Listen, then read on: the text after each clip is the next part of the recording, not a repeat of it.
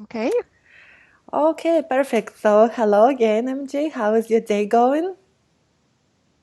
It's great. It's actually today is our Thanksgiving in Canada, our Oh, wow. Thanksgiving Day in Canada. Yeah. So, great day of blessings. And I know in the US, yours is in, I believe, November. So next month. Yes, it's true. Last Thursday of November. Yes. So we are we are behind you guys.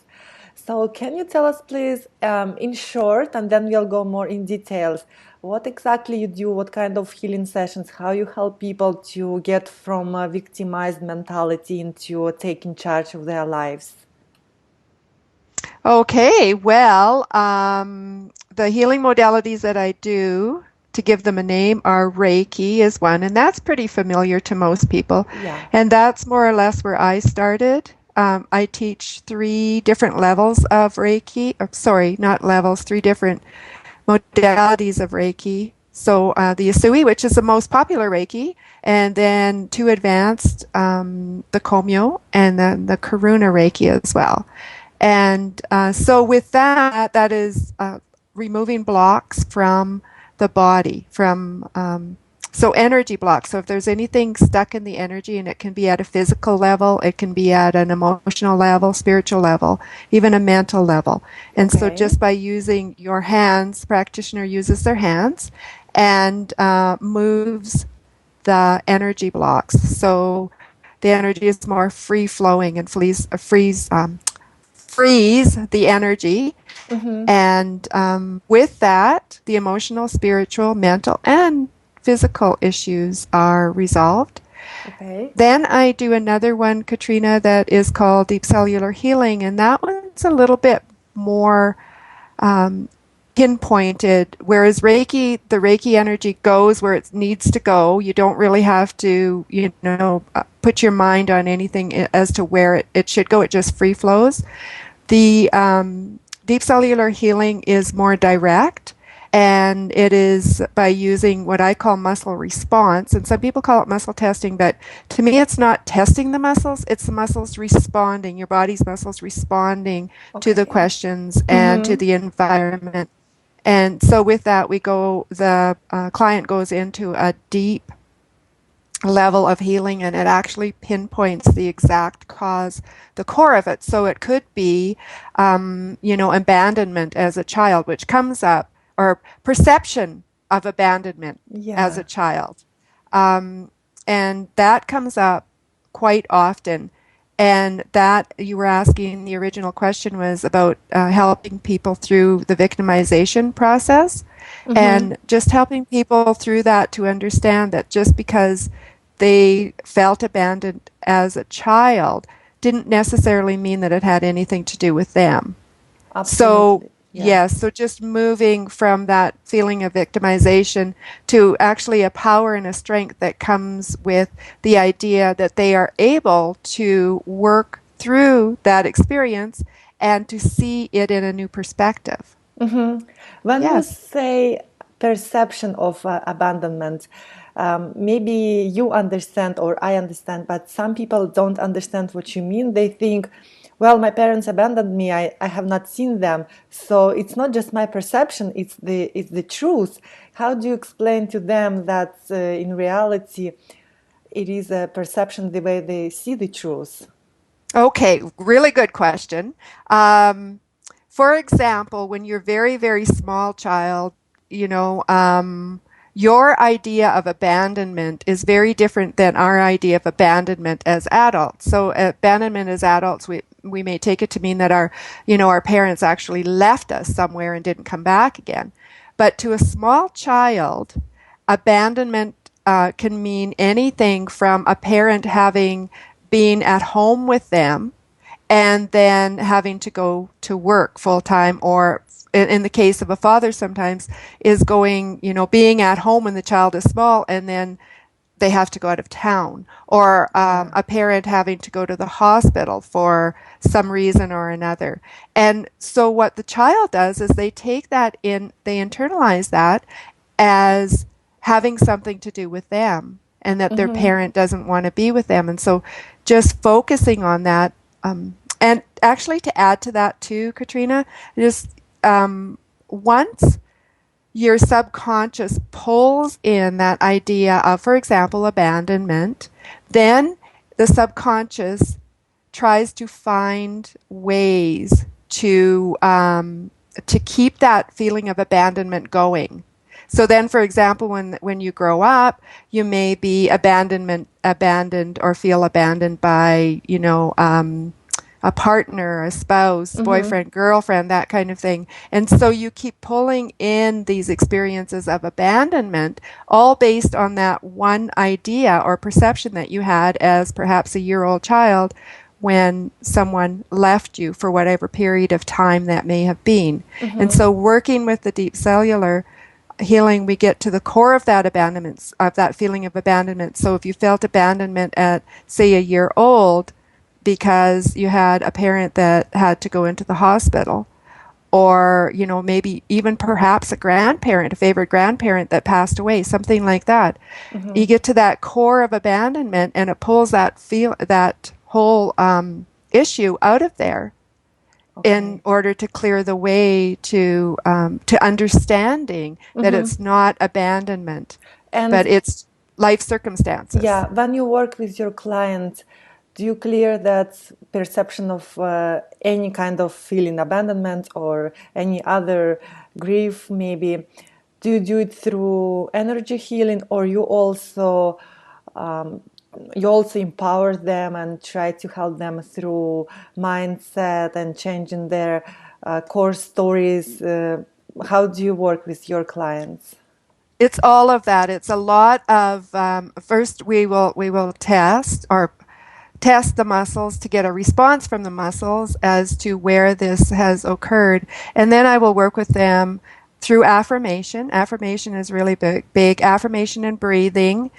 And then also the counseling and helping them to understand their experiences in a different way and taking a new perception of their experiences. Mm-hmm. Like how once you release that feeling of abandonment, how freeing that is, and then Yeah. you can apply that to other situations in your life. How freeing that is when you let go of those feelings of like persecution in a sense, self-worth, because a lot of self-worth issues come from our childhood, from when we were growing up, Yeah. and school, being at school, and how our peers responded to us and interacted with us, and how we interacted with them. Mm-hmm. And all of those things come into play. And it really ends up to be taking those experiences out of self and applying them on a broader basis. So Absolutely. redefining your experiences, Mm-hmm. not allowing, you do not allow your experiences to define you, but you Yes. look at them differently and you define them. And it changes the whole concept. Okay, so if, for example, some of us have very low self-worth and so low self-esteem, what do we do? How we change that? Because it basically ruins our lives if we have very low self-worth. Yes. So, first of all, what I would do is I would get a muscle response as to where that occurred. Like, what age did that occur at? Um, what was the situation? Who was involved in this situation? And it's really interesting, Katrina, because most of the time people know where this started from. But for some reason, they don't want to bring it into their conscious mind or into their Mm-hmm. conscious memory. And once they bring it into their consciousness, and again, see it differently, once um, once it's revealed, then like I said, the whole experience changes, and it's like, oh, you know what? That really didn't have. And let's go back to the abandonment again, since we're there. Yeah. It really didn't have anything to do with me. It was just my perception that I was abandoned, or it was my perception that my mother, for example, had to go to the hospital, that it had anything to do with me. Mm-hmm. And even though, as an adult, we look at that and we say, well, why would that bother me? Because I know that, things happen in life, and it doesn't necessarily create those abandonment feelings of abandonment, for example. But as a small child, if we internalize it as abandonment, then that is what our subconscious sees it as. Absolutely. Mm-hmm. For example, also some people have issues. They create stories or limiting beliefs, something like they are not worthy of becoming successful or not worthy of love, and it just goes Yes. forever. Is there any steps like affirmations or maybe doing some kind of exercises they can do every day at home to get rid of those limiting beliefs?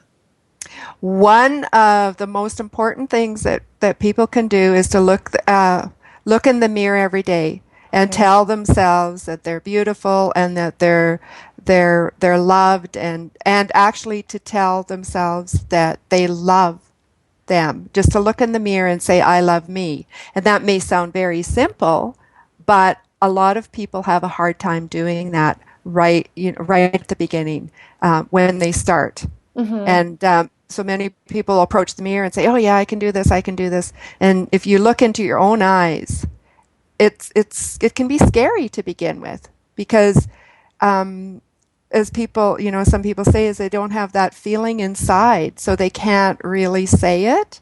But try doing it a few times. Just keep going and to the mirror every morning or at some point during the day, and it'll get easier. It'll Mm-hmm. it'll get much easier, and one day you will look in that mirror and you will be able to say to yourself, I love you. And that starts a whole a whole new experience or a whole new life, a whole new perception, just to say, you know what? Yes, I am worth loving. I Yeah, am if and that's where it all starts, because if we don't love ourselves, then other people are seeing us at how we perceive ourselves, and that's how they see us. So once you absolutely. can start loving yourself, then other people will see that you are Mm-hmm. worth loving as well. Beautiful. Hmm. And Hmm. how did you came to this kind of healing career per se? Okay. Later, I was a preschool teacher for 19 years, and that was my Uh-huh. career, and that's what I thought my career was going to be. I really enjoyed it. Then my body started to break down, and I was noticing that my feet hurt every night, and I was exhausted. Mm-hmm. And as so often happens in our life, is once we have these experiences, there are forces that display alternatives to us. But often the issue is that we don't see them for what they are. So it took me a Yeah. little while to understand that I was seeing all these opportunities before me to heal my body. I was never much of a believer in what we call traditional medicine, Mm-hmm. but so I didn't like to go that route if I didn't have to. So what appeared in my life was a person in the form of a person who brought me a pair of magnetic insoles. And I started to use those, and I was so surprised by what they did for my body, Mm-hmm. how my energy was rejuvenated. And so with that experience, started to see things in a different way, understanding that we don't always have to go to somebody else for our healing, but our healing starts with us. And so with that company, they have an amazing promotion where they have conferences where you start you heal not only your body, but you start healing from the inside out. And through that conference, I met two people. I met one that did Reiki, was a Reiki teacher, and I Okay. met another that did a form of what I call the deep cellular healing. Mm-hmm. And so taking those opportunities and understanding those opportunities that were before me and wanting to heal my started out wanting to heal my body, and then once I was into doing that for a bit and starting to understand that the healing had to come from within as well. I And see. being a teacher, and I know I was a preschool teacher, but being a teacher, then of course I wanted to tell everybody else about this and start Mm-hmm. teaching start teaching them. So most of my work is actually teaching. I do mostly teaching Absolutely. now. I don't do a lot of one-on-one sessions Mm-hmm. anymore. I believe that it's important for people to learn how to do these things for themselves. So Mm-hmm. that's where my heart is, And in where do you teaching. teach those modalities? I teach them all over, mainly Canada now. Just Canada. I haven't quite made it into any other country yet. And Okay, that may come if those opportunities come up for me. I would be more than willing to go out of Canada, definitely to do absolutely. teaching. But it's mainly in Canada right now. Mm-hmm. And I've seen on your website Yes. people can book you, right? And you can travel for speaking engagements.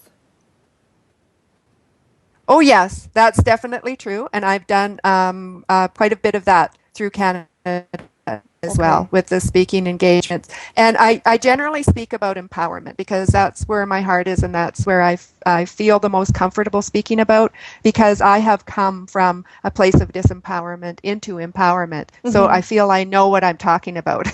Wonderful. And when you say about empowerment, what exactly do you mean? You teach people how to take charge of their lives and become empowered and basically take responsibility for their lives, or what is your teaching? Yes, you have it basically. It's being able to understand who you are, what you stand for, and be able to stand up for that. Be able to stand up for your beliefs and be able to be the person to live on purpose and with passion, I guess is how I would put it in a Mm-hmm. nutshell. Beautiful. Hmm. I met so many people that they want to have find their purpose and they're searching for it and they are suffering because they don't know their purpose. How a person can find their purpose? Well, that purpose is actually another part that I do teach through it's in one of my other classes. But finding your passion is for me, it's what could I do all day long? Um, and not really tire of it. What can I do that brings me joy? And it doesn't matter what it is. Like sometimes people think, your passion has to be some big, amazing thing to everyone, but it only has to be something amazing to you. Mm-hmm. So, and I believe that you can have more than one passion as well. So for me, and it took a while for me to understand this. I think my passion has always been teaching, which is why is why I am still teaching. Yeah. And then I did find out that my passion was also writing. And I had started writing when I was younger and then kind of, raising a family and all that. I set that aside. And I think we do that, especially as women. Yeah. We tend to set our passions aside for family, Mm-hmm. raising family. And there's really nothing wrong with that. But I feel that if we can keep a little bit of that passion in our lives, no matter what we are doing, then we'll feel all the better for it. We'll have more joy in our lives, and also a feeling of purpose. Because many women, and myself included, when their children leave home, and that was you thought that was your purpose and your passion all this time, suddenly find that now what? Uh-huh. But that's gone. So now what do I do? So I have worked with women who have had that issue where it's like, now what do I do? Because I put my everything into my children, and now they're gone. They're on their own, and that's great. They're doing great. So I did a good job, but now I want time for me again. Mm-hmm. And so I found that's what happened with myself. So I hadn't done any writing for the longest time, but once I have two kids, so once they were gone, then it was time to do that again.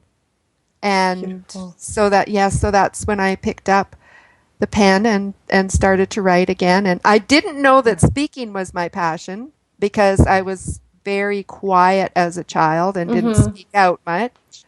But I enjoy doing that too. And so for myself, I'd say I could write all day, I could teach all day, I could speak all day and never get tired. So for Yeah. if you can find something that you can do all day, and whether it's for yourself or whether it's putting that passion out to other people, it doesn't really matter as long as it's a passion. I also have Yeah. as I'm saying that, I also have a passion for horseback riding. That's amazing. That's for myself, right? Yes. Completely for myself, and that's okay too. It's a passion. It Mm-hmm. doesn't have to be for anyone else. Great. Let's go back to writing. As I know, you have a book, right? You wrote a book. Yes, I did. What I, is the name of the book and what is it about? the book is called Waves of Blue Light Heal the Heart and Free the Soul, and it is about healing. And so everything that I've spoken about so far with you, Katrina, Yes. is in the book in a sense where it's helping people to look at their experiences from a different perspective and define their experiences and find out why they had those experiences, but that's not really that important.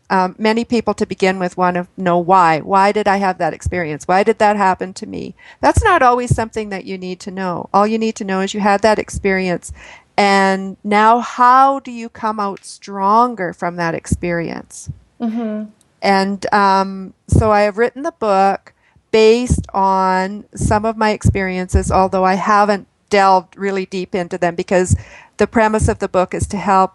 I think when I was writing it, to be honest, is I was writing it for myself, just to release a lot of those negative feelings that I had. Mm-hmm. But when it was finished, it was this really isn't for myself. I may have been downloaded the information, so to speak, or channeled the information, and it may have been for me at the moment, but it's for other people as well to help them see things differently. Absolutely.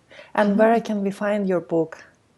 It is on Amazon.com Mm-hmm. and Amazon.ca, and it's also you can go to my website expecttobeempowered.com. Great. And we have all the links below. So anybody who is watching, you can just click on a link below and go directly to Amazon or MJ's website. And let's move on then to another question. Sure. So, if people, for example, we have viewers right now from the US or any other country, do you do any kind of healing and consultations via Skype or phone, or it has to be in person? You know, I do. I actually do a few sessions via phone. Skype is new to me, Okay. but yes, but I'm, getting with with the technology. I don't do, at one time I was going to do some teachings via Skype, but I got so busy with Mm-hmm. writing and with teaching in-person teaching engagements that I just never I didn't really get started. So that may be something that is coming up in the future, Mm-hmm. but for right now, like I do keep very busy just doing in person right now. Mm-hmm. That's So, great. but like I believe that opportunities are there for the taking. So if an opportunity comes You're up, open. I am definitely open. Great. Great. Is there any rituals like morning rituals or night rituals you can recommend a person can do every single day to kind of become more empowered, to change their lives? Maybe it's health or spiritual rituals, meditation, affirmations, whatever you recommend. I'm not a very ritualistic person per se, but I what I do is, or what I recommend, and I do myself, is to give yourself 5 minutes of Reiki every day. Even Okay. if you don't have Reiki, we all have that ability to change our energy. And Mm-hmm. but through intent. Intent is the biggest um, what is the word I'm looking for? is It's a powerful thing. Thank you. Yeah. Yes. It's very powerful, Yeah. but it's what will get you to where you are going, I guess I want to say. Mm-hmm. just setting the intent, if you don't haven't taken any energy modalities, anything like that, is just taking your hands and running them from the top of your head to the tips of your toes. If you have any area of your body that's physically in need of work, just hold your hands there for a longer period of time. Um, Everyone is able to do that. And you can also help other people doing that as well. And then, if you feel so inclined that you want to know more about energy and more about moving energy, by all means, take a Reiki class. I believe that Reiki is probably the basis of all energy modalities. Anybody can Beautiful. learn how to do it. I have taught small children, 4 years old, how to do Reiki. Yeah, So, and children have a natural ability already, so it doesn't take much to teach them, and they believe so much in the energy as well. So it doesn't absolutely. take a lot to teach them. I personally took a Reiki level 1 certification, a tuning. Yeah, it's amazing. You feel a huge difference from half an hour treatment. Yes, Yeah, definitely. Yes, I absolutely. recommend it. And I also recommend going to see a practitioner once in a while. And the reason that I do that, even though I'm all about empowerment and empowering, everyone can be empowered to do this work for themselves, is just treat yourself and maybe sometimes we are reluctant to get to the deeper issues. So Yeah, just, every once in a while, go see a practitioner that you trust and yeah, get a session, some kind of an energy healing session. absolutely. So, is there anything else you would like to add for our viewers to get empowered, inspired, and really change their lives to the better? Believe in yourself, love yourself. That I think those are the most important things. Like I stated before, it was, you always start with yourself. Looking at your experiences differently. I'm hoping that through this interview that people will start looking at their experiences a little bit differently and and therefore seeing themselves differently. Beautiful. Mhm. Thank you so much, MJ. And if you guys want to get in touch and get a Skype or phone consultation, click on the link below. Also, there are links below for MJ's book that you can get on Amazon or on her personal website, expecttobeempowered.com. Mhm. And also, you can post any questions you have to MJ below this video, and she would be happy to answer them. And thank you so much again for your time. Thank you very Yes, much. we'll stay in touch. Yes, for sure. I'm through. I'm through. I'm through. I'm through.